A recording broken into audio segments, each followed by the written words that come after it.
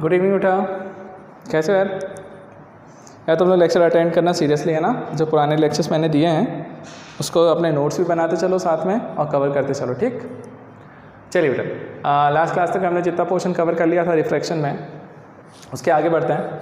आज का कॉन्सेप्ट हम लोग आज दो इंपॉर्टेंट कॉन्सेप्ट देखते हैं, है ना, काफ़ी अच्छे हैं। एक है बेटा लेटरल डिस्प्लेसमेंट। तो सबसे पहले लेटरल डिस्प्लेसमेंट होता क्या है यहाँ पे, अपन बेटा उस चीज़ को समझ लें, है ना। फिर अपन लेटरल डिस्प्लेसमेंट समझने के बाद फिर यहाँ पर मैं आपको एक कॉन्सेप्ट बताऊँगा एपेरेंट हाइट का। तो एपेरेंट हाइट वाला कॉन्सेप्ट भी हम लोग को यहाँ देखना है। तो दोनों ही कॉन्सेप्ट हमारे लिए आज के बहुत इंपॉर्टेंट है, ध्यान से समझिएगा, है ना। और कहीं भी कुछ भी कन्फ्यूज़न हो तो बेटा बिल्कुल मुझे बोल देना। एक सेकंड रुकना बेटा।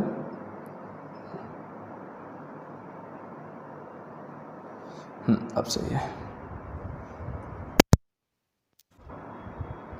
ठीक है। चलिए तो देखिए बेटा, लेटरल डिस्प्लेसमेंट हम लोग किसको बोल रहे हैं, ध्यान देना। जैसे बेटा मैंने कहा एक ग्लास स्लैब है, ध्यान से देखते चलना, समझना चीज़ों। और बेटा इस ग्लास स्लैब में हम लोग क्या बात कर रहे हैं मालूम है? हमने बोला यार यहाँ से कोई एक लाइट इंसिडेंट हुई है, ठीक बेटा, लाइट यहाँ से इंसिडेंट हुई। अब ध्यान से समझिएगा, थोड़ा बड़ा बनाए क्या इसे, हाँ, ताकि आपको देखने में अच्छा लगेगा। अब समझना, यहाँ पे बेटा ये इसका पॉइंट ऑफ इंसिडेंस। आपने स्टार्टिंग में क्या बोला भाई, एयर है, एयर से यदि लाइट आ रही है ना, तो एयर से लाइट गई कहाँ है, ग्लास में। तो बेटा ये अपने एक्चुअल पाथ से डेविएट होगी। तो इसका एक्चुअल पाथ क्या था, सबसे पहले तो वो ड्रॉ कर लो भाई, ये रहा, है ना। मतलब यदि ये मीडियम चेंज नहीं करता, मतलब ये एयर टू ग्लास में ट्रांसफ़र नहीं हो रहा होता, ट्रैवल नहीं कर रहा होता, तो उस कंडीशन में क्या होता बेटा, लाइट जैसी थी वैसी की वैसी सीधी ट्रैवल करती, है ना।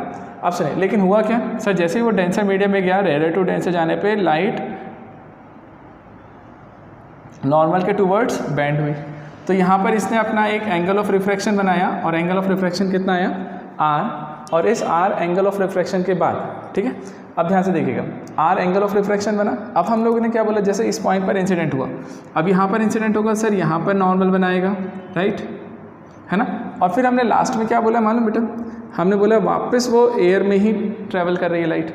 मतलब देखो, जब हमने बोला था कि यार जिस मीडियम से लाइट आई है और लास्ट में भी एट लास्ट फाइनली भी वो उसी मीडियम में ट्रैवल करेगी, तो वो हमेशा इंसिडेंट रे के पैरेलल हो जाती है।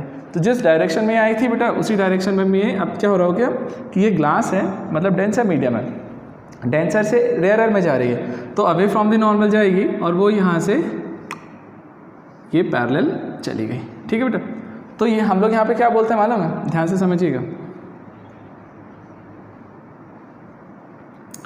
ये इनिशियली जो उसका पाथ था वो ये वाला था, इनिशियल पाथ। फाइनली जो लाइट रिफ्लेक्ट हुई है ये वाली हुई है, ये एंगल ऑफ इमर्जेंस हो गया, ये इमर्जेंट रे। बेटा इन दोनों के बीच में एक पैरेलल शिफ्ट है, हाँ। एक्चुअल में देखो जहाँ दोनों सेम ही डायरेक्शन में रहे क्योंकि पैरेलल जा रहे हैं, लेकिन उनके बीच में एक शिफ्ट आ गया ना, परपेंडिकुलर डिस्टेंस इसका। इन दोनों के बीच का जो ये परपेंडिकुलर शिफ्ट है, मतलब इनके बीच में जो ये लेंथ आ रहा होगा, जितने डिफरेंस आ गए, उसे ही हम लोग यहाँ पे क्या बोलते हैं, लेटरल डिस्प्लेसमेंट। मतलब क्या करना है मालूम है आपका, ये जो पॉइंट है ना, इस पॉइंट से बेटा एक परपेंडिकुलर कंस्ट्रक्ट कर लीजिए, इस पे ड्रॉ कर लिए, ठीक है। अब अपन सबसे पहले तो नेमिंग करते हैं, A B C, यहाँ पे ड्रॉ कर लीजिए D, ठीक है। तो हमने यहाँ से क्या क्या देखना, हमने यहाँ से एक परपेंडिकुलर ड्रॉ किया, और ये जो CD आ रहा है एक्चुअल में यही मेरा पूरा CD यहाँ तक पूरा मिलेगा। और ये जो CD है ना बेटा, इसे ही हम लोग यहाँ पे क्या बोल रहे हैं, मैं यहाँ लिख देता हूँ, ये जो है वो हमारे लिए क्या है, यहाँ पे इस वाले प्रॉब्लम में वो मेरे लिए CD है। मतलब CD लेंथ जितना आ रहा होगा ना बेटा, वो मेरे लिए लेटरल डिस्प्लेसमेंट हुआ, ठीक। अब सुनो, लेटरल डिस्प्लेसमेंट आ गया यहाँ से CD। अब बात आई सर अब इसको हम निकालें कैसे, लेके कैसे हैं, है ना, ये भी इंपॉर्टेंट है। अब ध्यान से देखिए, समझाते हैं आपको, है ना, ज़रा देखना, कंफ्यूज नहीं करेंगे आपको ज़्यादा। बेटा ज़रा सोचो एक चीज़, मान लीजिए ये वाला एंगल आई था, एंगल ऑफ इंसिडेंस, राइट बेटा। तो उसके जस्ट अपोजिट ये लाइन को यदि मैं आगे एक्सटेंड किया हो, तो एक ये लाइन और एक ये लाइन है, इन दोनों के बीच में वर्टिकली अपोजिट एंगल है, तो ये आई है, तो ये वाला एंगल भी आई ही होगा।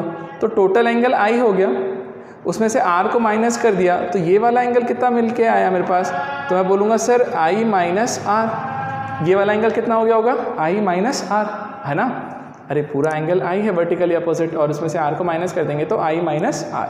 अब सुनो, इस वाले ट्राइंगल में जा करके मैं एक कॉन्सेप्ट लगाता हूँ और सीधा सा फंडा लगाते, मैंने इसको क्या लगाया मालूम है, मैं साइन, एक्चुअली मुझे सी डी निकालना है, मतलब परपेंडिकुलर निकालना है। तो मैंने काम क्या किया, मैंने बोला सर साइन आई माइनस आर कैलकुलेट कर लेते हैं, sine theta. Sine theta equal to क्या होता है बेटा, परपेंडिकुलर अपॉन हाइपोटेनियस। तो आई माइनस आर के लिए यदि साइन निकाल रहे हो तो उसका परपेंडिकुलर कौन हुआ, सी डी, अपॉन हाइपोटेनियस कौन हुआ, हाइपोटेनियस। तो बेटा हाइपोटेनियस है यहाँ से सी बी, है ना, तो सी डी अपॉन सी बी। तो sine I minus r equal to c d upon c b हमने लिख दिया। तो साइन आई माइनस आर की वैल्यू होगी c d by c b, correct है।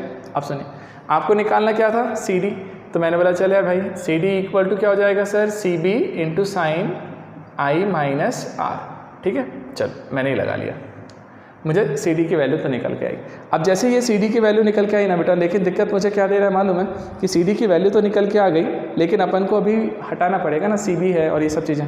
सी बी को रिप्लेस करने का तरीका क्या करें बताएं, देखिए ये जो आर है ना, इसे प्रोजेक्ट करूँ ऐसा। अच्छा एक और चीज़ ध्यान रखिएगा बेटा, जैसे ग्लास स्लैब है ना, तो इसकी थिकनेस आपको दी रहती है ना, टी। तो हमने बोला यार थिकनेस ऑफ ग्लास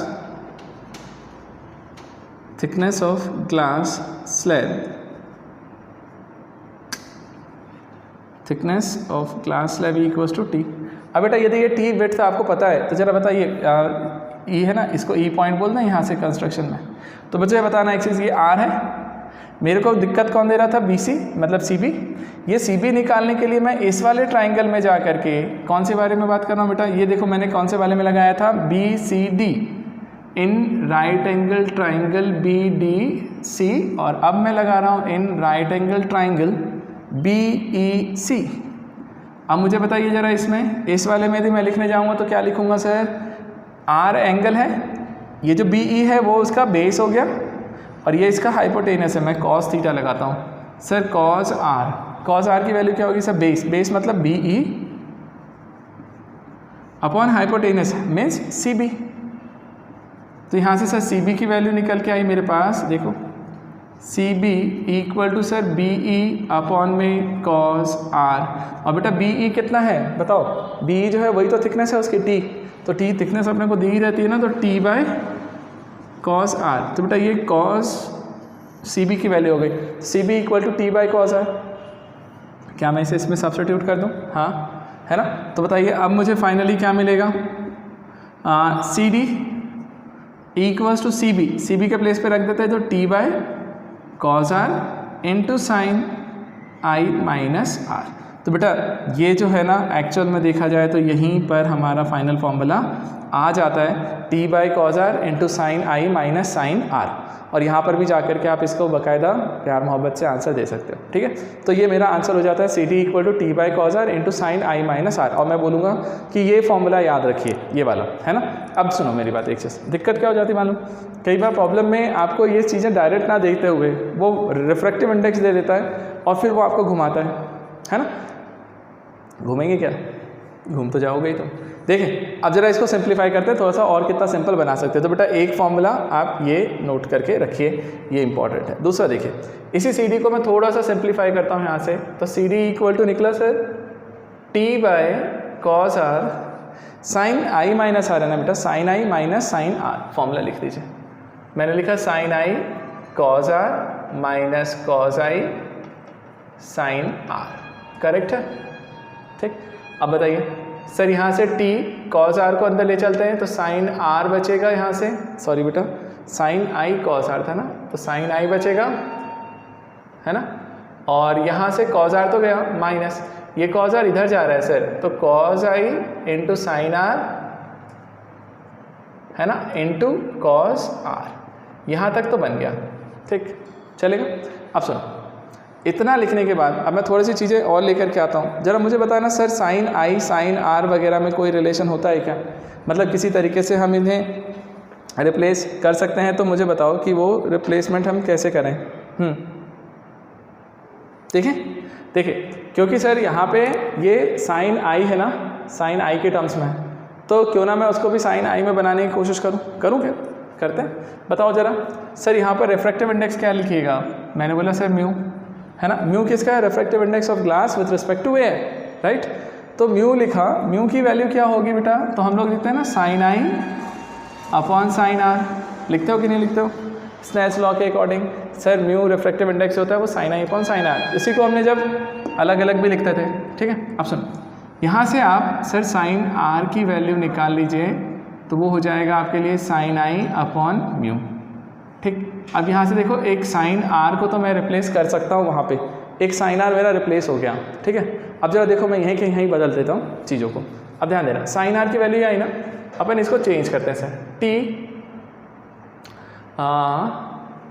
ये साइन आई, देखना बेटा मैथ्स है और कुछ नहीं है सर, कॉज आई लिखे रहने देते हैं, साइन आर को मैंने लिख दिया सर यहाँ से sine I by mu, upon में कॉज आर, सर इसको लिखूँ under root 1 minus sine square R. अब बताना तो क्या आएगा सर, टी साइन आई माइनस यहाँ से cos I sine I upon में म्यू, और अपॉन में under root 1 minus sine R की वैल्यू पुट करिए वहाँ से बेटा, sine I by mu, sine I by mu, तो sine square I upon mu square आ गया, ठीक। यहाँ भी आ गया। अब जरा देखो सिंप्लीफाई करें, तो सर यहाँ से टी, और देखो यहाँ पे लिखा मैंने साइन आई माइनस, बेटा यहाँ बन रहा है sign i cos I upon में म्यू ये वाला, और इसके साथ यहाँ पे लिखने जाएंगे तो सर क्या निकलेगा, under root mu square minus sine square i, और अपॉन में रूट लेंगे तो वो भी म्यू आएगा। ये दोनों म्यू भी कैंसिल हो गए, साइन आई दोनों में से आप कॉमन ले सकते हैं, तो सर टी इंटू साइन आई, ठीक है, और इंटू ब्रैकेट में क्या मिला 1 माइनस कॉस आई।